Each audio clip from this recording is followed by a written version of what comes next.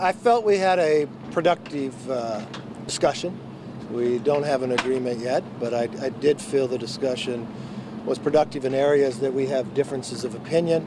We're going to have the staffs continue to get back together and work on some of the things that we had talked about. So. Do Americans need to do anything to prepare for the potential of default? There are a lot of people worried about what could happen to their jobs, their savings, and so forth. Do Americans need to get ready for that? No. Because the Republicans had passed a bill that raised the debt ceiling that's sitting in the Senate.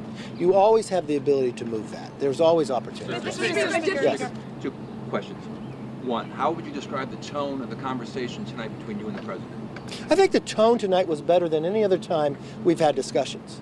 I'll have Chairman Patrick McHenry come up and talk a little bit about that as well, but I felt it was productive because, look, we both know, we've walked through this for a long time, where our differences, we're explaining them, we're giving a give and take of what we think would be best for moving the country forward.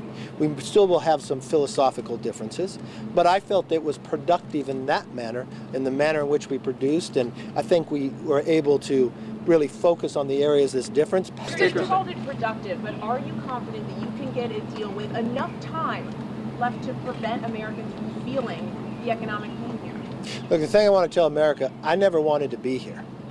I do not like the idea that you govern by chaos, you govern by a deadline. So all the way back in January, I requested meetings with the president after I won Speaker, only on this issue. We always knew this issue was coming. February 1st, I got that meeting, and I sat with the president. I told him, Mr. President, we should work together to find where we could have common ground to raise the debt ceiling, but curve our spending so we stop doing this. And I told the president, there's only two things.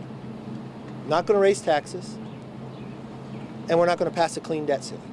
But for 97 days, he said he wouldn't meet with me. And now, what the Republicans went and did in the House, we passed a bill that raised the debt ceiling, saved us money, put us on a trajectory where we could go to balance. This was long before Secretary Yellen told us the deadline was June 1st, because we don't want to govern that way. Unfortunately, denying our ability to meet put us in this situation. I believe we can still get there.